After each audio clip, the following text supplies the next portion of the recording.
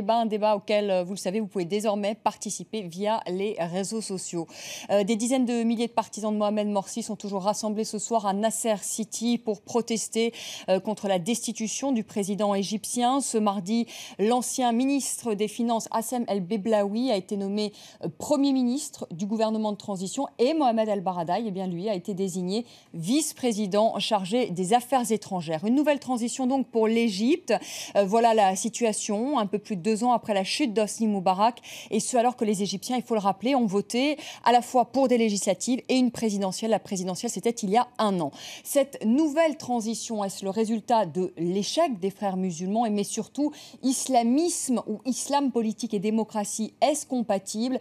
Eh bien, on va en parler ce soir avec nos invités, avec vous en direct du Caire, Mahmoud Azab, bonsoir. Vous êtes le conseiller du grand imam d'Al-Azhar pour le dialogue interreligieux. Al-Azhar, qui, on le rappelle pour nos téléspectateurs, est la plus haute autorité de l'islam sunnite. On va retrouver dans un instant en direct de Londres Tariq Ramadan, qui est professeur d'études islamiques contemporaines à l'université d'Oxford. Auteur, et on le voit à l'image, Tariq Ramadan, bonsoir. Auteur de L'Islam et le réveil arabe. C'est aux éditions Presse du Châtelet. Sur notre plateau à Paris, Mohamed Sifawi, bonsoir.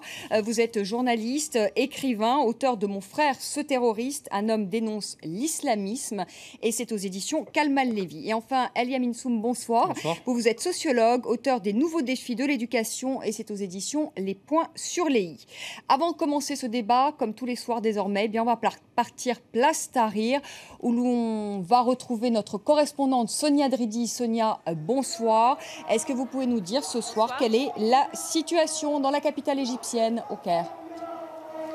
Eh bien, c'est actuellement l'heure de la prière sur la place Tahrir, mais peu de temps avant, c'était une ambiance très festive.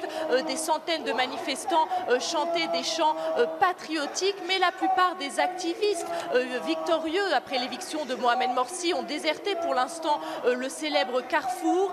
Ils sont pour la plupart satisfaits ce soir par la nomination d'un ancien ministre des Finances, Hassem El-Beblaoui, en tant que Premier ministre.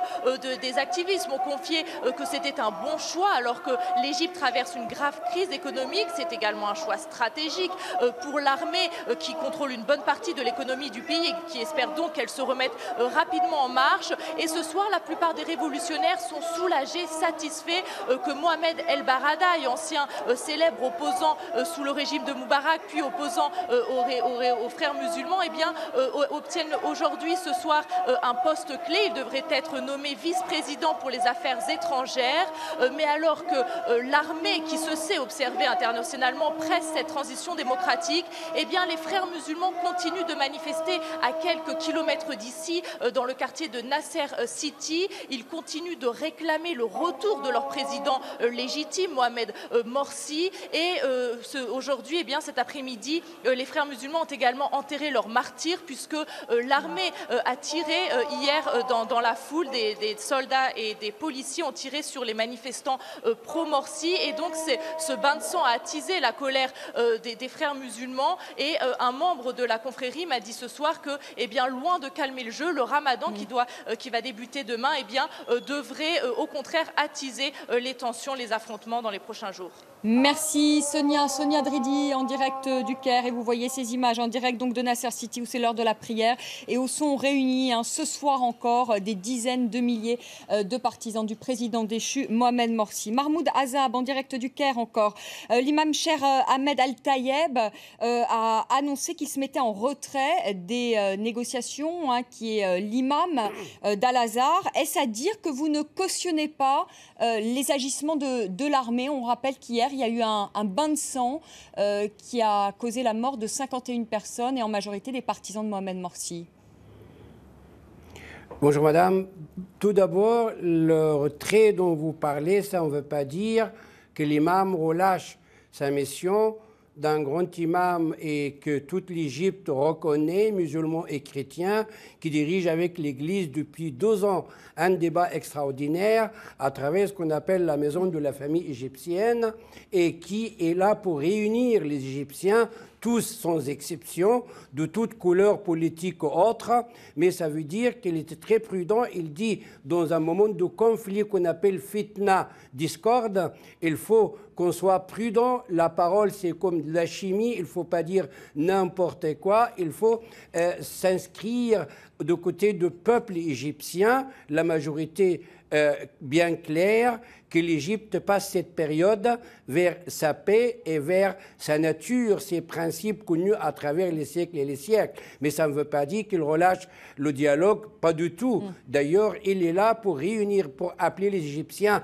à la paix. Il rejette la violence de n'importe quel côté et il aime que tous les Égyptiens, frères musulmans, laïcs, civils ou autres, participent ensemble et qu'ils soient représentés pour rebâtir l'Égypte ensemble. Mahmoud Azab, vous dites l'imam d'Al-Azhar veut rester prudent, mais il n'a pas été tant en retrait que ça, puisque d'une certaine manière, vous avez quand même cautionné le renversement de Mohamed Morsi. Vous l'avez cautionné, ce renversement. Vous savez, madame, s'il vous plaît, madame, c'est la rue égyptienne, 33 ou 36 millions d'Égyptiens étaient partout, ils étaient là, et l'armée est intervenue pour prendre le côté du peuple, pour répondre aux appels du peuple égyptien. Ce n'est pas un coup d'État pour l'Égypte, même les États-Unis commencent à reconnaître. Il faut voir que l'armée voulait éviter un bain de sang, et donc quand il a trouvé 36 millions dans la rue, il a rassembler tous les côtés. Quand vous avez vu il y a quelques jours la déclaration, c'était de passer le pouvoir, comme on dit momentanément, au grand juge suprême de tribunal constitutionnel. Il y avait les représentants de deux religions. Il y avait aussi le représentant de l'opposition civile et les jeunes, c'est-à-dire tout le monde était appelé ensemble. Ce n'est pas un coup d'État pour nous. Ce n'est pas un coup d'État, d'accord. Mahmoud Azab, pas du tout, madame. Pas du tout. Bon, là, il y a débat là-dessus, ça fait sourire sur le plateau. Tariq Ramadan, en direct de Londres. Ce n'est pas un coup d'État, Tariq Ramadan. Vous êtes d'accord avec Mahmoud Azab, parce qu'on n'a pas encore beaucoup entendu sur l'Égypte. Écoutez, vous allez sur mon site, j'ai un long développement sur la situation. Bien sûr que c'est un coup d'État, et c'est un coup d'État qui n'a pas été décidé par l'armée au moment où il y avait soi-disant 30 millions de personnes dans les rues, mais on sait aujourd'hui par des articles qui ont été publiés dans Le Monde, en France, dans le New York Times aux États-Unis, même dans un certain nombre de journaux à l'étranger, comme en Algérie ou en Égypte, qu'en fait, déjà une semaine avant les événements, il y avait un chantage qui était appliqué sur Morsi. Alors, il faut dire les choses par leur nom après une d'exercice du pouvoir qui furent très mauvaises, dont les priorités politiques, sociales n'ont pas été bonnes. Il fallait en faire une critique rigoureuse. C'est de mon côté ce que j'ai toujours fait, d'ailleurs même avant les élections. J'avais mis en évidence le fait que c'est de la liberté, les frères musulmans jouaient un jeu, une stratégie tout à fait... Alors, on a un problème avec notre communication. Je n'entends pas bien. Oui, alors on a un problème. Non, mais vous inquiétez pas, Mahmoud Azab. En fait, on a un problème avec la connexion Skype et avec Tariq Ramadan. Je voudrais que vous réagissiez, Mohamed Sifawi, à ce que vient de dire Tariq Ramadan. Est-ce qu'on peut dire que ce qui se déroule aujourd'hui en Égypte, c'est l'échec de la gestion des frères musulmans? À mes yeux, incontestablement. D'abord parce que pendant des décennies, la confrérie des frères musulmans, en Égypte d'abord, ensuite dans tous les pays où la confrérie a pu essaimer et faire des émules, s'est toujours présentée comme une alternative sérieuse et crédible à des régimes autocratiques, dictatoriaux parfois. Elle n'a jamais été confrontée à la réalité du pouvoir. Donc finalement, après le printemps arabe, ce qu'on a appelé le printemps arabe, le fait que des islamistes se retrouvent au pouvoir, ce n'était pas une mauvaise chose en soi. En tout cas, c'est l'appréciation que j'ai immédiatement donnée, malgré les cris d'orfraie qu'on pouvait entendre ici ou là, parce que tout simplement, l'histoire d'un pays ne peut pas se résumer à une année, à 2 ans. L'histoire d'une nation, c'est parfois plusieurs décennies, plusieurs siècles. Il y a eu un changement de régime. La confrérie des frères musulmans en Égypte, qui a longtemps travaillé, notamment la population et la société égyptienne, tant sur le plan social que sur le plan éducatif, avait incontestablement un certain nombre de sympathisants et allait de toute manière, comme dans d'autres pays arabes, remporter les élections de manière démocratique. Sauf que sur cette question-là, il y a aussi, me semble-t-il, une précision à apporter. La démocratie ne peut pas et ne saurait se résumer à la participation d'un parti à une élection, un processus électoral. La démocratie est un corpus idéologique. Or, l'idéologie des frères musulmans ne correspond pas du tout au corpus idéologique de la démocratie telle que nous l'entendons en prenant en considération l'ensemble des valeurs universelles. En d'autres termes, la liberté de conscience, la liberté personnelle, individuelle et collective, les libertés de manifester, de critiquer, la liberté de blasphémer, la liberté de croire ou de ne pas croire, tout cela, tous ces ingrédients, si vous voulez, font partie du corpus démocratique. Or, tous ces ingrédients-là ne sont pas respectés par la pensée des frères musulmans. Et c'est la raison, pardon, je termine d'un mot, c'est la raison pour laquelle je pense, au-delà de l'échec sur le plan politique et économique, c'est la raison pour laquelle le peuple égyptien a immédiatement réagi. Après, coup d'État, oui, c'est un coup d'État, il ne faut pas avoir peur des mots, c'est un coup d'État incontestablement, mais je qualifierais ce coup d'État de plus légitime que d'autres. Il y a des coups d'État où on ne voit pas l'intervention d'une armée, mais on voit l'endoctrinement qui peut être fait sur une société qui est trompée par des idées et un prêt-à-penser comme le font souvent les islamistes et qui arrivent à s'accaparer le pouvoir par la tromperie aussi. Ce sont d'autres formes de coups d'État. Mais en Égypte, incontestablement, c'est un coup d'État. Oui. El Yamin Soum, je voudrais que vous réagissiez à ce que vient de dire Mohamed Sifawi. Est-ce que vous êtes d'accord pour dire que l'idéologie des frères musulmans n'est pas en adéquation avec ce corpus démocratique dont vient de parler Mohamed Sifawi ? Il faut qualifier les choses. C'est clairement un coup d'État. Monsieur Azab disait les États-Unis sont en train de revenir là-dessus. Les États-Unis sont en rien une caution morale à ce qui peut être un coup d'État ou pas, puisque eux-mêmes ont été des acteurs. Eux-mêmes, je vais m'exprimer. Eux-mêmes ont été des acteurs de coup d'État. L'un des plus spectaculaires, c'était le 11 septembre 1973 avec l'installation de Pinochet. Aujourd'hui, avec le recul historique qu'on a, on sait qu'il y a eu l'installation d'un certain nombre de régimes. Donc c'est un coup d'État. En Égypte, aujourd'hui, l'armée contrôle 30% de l'économie. Ce qui veut dire que la question aujourd'hui qui se pose essentielle, au-delà de la question bien évidemment d'un certain nombre de respect des principes démocratiques des frères musulmans, et puis sur la question par exemple du blasphème, on a une législation différente en Grande-Bretagne où cela constitue un délit et ça n'empêche pas la Grande-Bretagne d'être un délit. Est-ce que l'idéologie des frères musulmans, est-ce qu'elle est en adéquation avec la démocratie, avec les valeurs démocratiques ? Au-delà de l'idéologie, il faut interroger les pratiques. Les frères musulmans aujourd'hui n'ont pas eu le temps, je veux dire, ce qu'il aurait fallu faire, c'est des élections ou aller plus loin. Imaginez, en France, François Hollande a été élu à peu près avec le même score que Mohamed Morsi. Il y a eu des résistances à la question du mariage pour tous. Il y a eu, même au sein de l'armée, c'est sorti dans la presse il y a quelque temps, une volonté de faire un coup d'État chez un certain nombre de militaires catholiques proches de l'extrême droite. Imaginez dans quelle cacophonie on serait aujourd'hui. La question qui est essentielle, c'est qu'aujourd'hui, on a une idéologie qui, certes, on peut questionner sur tout un tas de points, notamment sur la question de la pluralité religieuse dans le pays qui comporte la plus importante minorité chrétienne des pays arabes. Mais la question de l'exercice du pouvoir, c'est qu'ils ont été élus. On ne peut pas dire qu'il y a des élections et un an après, on leur retire. Je veux dire, c'est du grand n'importe quoi. Quand bien même il y aurait un mouvement populaire, dans ces cas-là, il faudra aller vers autre chose. Aux États-Unis, il y a quelque chose qui s'appelle le recall, ou le mandat impératif. On peut exiger un référendum lorsqu'on est en désaccord.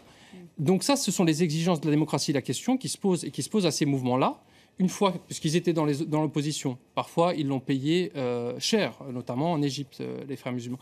La question qui se pose, c'est que maintenant, pour eux, c'est est-ce qu'ils sont capables de poser les principes d'une démocratie ? Mais là, je veux dire, en un an d'exercice de pouvoir, on n'a pas pu le voir. Et là, l'armée est en train de confisquer. On s'est quand même rendu compte, pardonnez-moi, quand même de certaines choses. On a quand même vu un président qui a voulu s'accorder les points pouvoir en novembre 2012. On voit quand même qu'il y a eu des atteintes quand même à la liberté. Voilà, on ne peut pas dire que c'est vraiment en adéquation totale avec l'esprit démocratique. Oui, mais à partir de ce moment-là, il faudrait revoir complètement les règles du jeu. C'est-à-dire que si on part de ce principe-là, on peut repartir sur la question des élections anticipées, sur la base d'un référendum.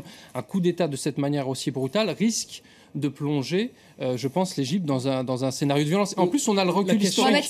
La question centrale, vous avez raison, parce que la question centrale à poser, finalement, c'est faut-il agréer des partis qui instrumentalisent la religion et le sacré comme parti politique, comme formation politique. Madame. La question centrale, c'est de savoir est-ce qu'un parti qui s'accapare, qui prend en otage une religion qui est, dans le cas de l'Égypte, partagée par une majorité, et qui s'autoproclame finalement détenteur exclusif ou quasi exclusif de la parole divine, est-ce qu'il a le droit d'exercer d'intervenir dans le champ politique? Moi, ce que j'ai toujours défendu, parce qu'on a eu un précédent en Algérie, on a eu un précédent quasi similaire en Algérie, quand un parti islamiste avait remporté les élections, ces dernières ont été stoppées par une intervention de l'armée que j'avais soutenue à l'époque, parce que tout simplement, sans être pour autant militariste, je considère qu'un parti qui s'approprie le discours religieux et le divin n'a pas à être légitimé, à être agréé comme parti politique. Mais, je terminerai par ça, le problème va se reposer encore une fois en Égypte, mais aussi ailleurs. Ces régimes-là, militaires, ont tout intérêt à faire exister ce type de formation politique, parce que leur existence dépend finalement aussi de ce bicéphalisme qui va laisser le peuple dans un choix cornélien entre les tenants de l'islam politique, et incarnés donc par les frères musulmans et d'autres salafistes, et les tenants de l'autoritarisme et de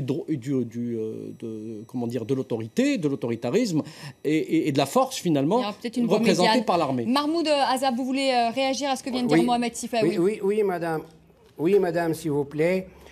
Tout d'abord, les États-Unis, qu'elle reconnaît ou ne reconnaît pas les voix du peuple égyptien de 36 millions, ça ne nous intéresse pas trop, parce que le peuple égyptien décide pour lui-même, numéro 1. Numéro 2, toute l'opposition, après l'arrivée de M. Morsi, était d'accord avec lui. On entendait des signes rassurants. On avait signé le contrat social et on souhaitait, tout le monde, que la présidence remplisse ce contrat de son côté. Numéro 3, nous voulions des signes rassurants, qu'il ne résoudrait pas tous les problèmes, bien sûr, mais des signes rassurants. Mon frère paysan à la campagne m'a dit, c'est comme si vous m'avez dit que je vous amène dans ma voiture du Caire vers Alexandrie, on se trouve en Haute-Égypte et je dois me taire jusqu'à qu'on arrive au Soudan à la place d'Alexandrie. Il fallait des signes. Numéro 4, les gens de la culture, les intellectuels, les cinéastes, les artistes, depuis 1 mois et demi, voient qu'il y avait une déviation pour que l'Égypte, ouverte d'esprit depuis plus d'1 siècle, surtout le cinéma égyptien, qui va disparaître en annulant le ballet, l'opéra et toutes ces choses-là. Numéro 4, numéro 5, numéro 6, la démocratie. Ce n'est pas les urnes, la démocratie. Finalement, nous disons que le peuple égyptien a ses valeurs depuis des siècles et des siècles. Il y a un seul islam dans le monde, mais il y a des cultures islamiques et des civilisations islamiques. Chaque pays a le choix de prendre la forme avec laquelle il était habitué. Les Égyptiens ne sont pas un peuple violent du tout. Et ce qui est arrivé, on appelle ou vous appelez pas, comme M. Ramadan et d'autres appellent coup d'État. Finalement, les 36 millions dans la rue, il ne fallait pas ignorer le pouvoir. M. Sisi n'a pas pris le pouvoir. Il a mis un juge et tous les représentants de la société civile étaient là. Il faut lire le document d'Al-Azhar. Al-Azhar dirigeait aussi avec des intellectuels un État national, démocrate, constitutionnel et moderne. Nous voulons ni un État religieux, ni un État militaire, madame. Et une voix médiane. On va en parler dans la seconde partie. On va en parler dans la seconde partie du débat. Je donnerai la parole aussi à Tariq Ramadan, évidemment. On avait perdu la liaison avec lui en direct de Londres. On se retrouve dans un instant et on se quitte sur ces images en direct de Nasser City, où se réunissent toujours ce soir des milliers de partisans de Mohamed Morsi.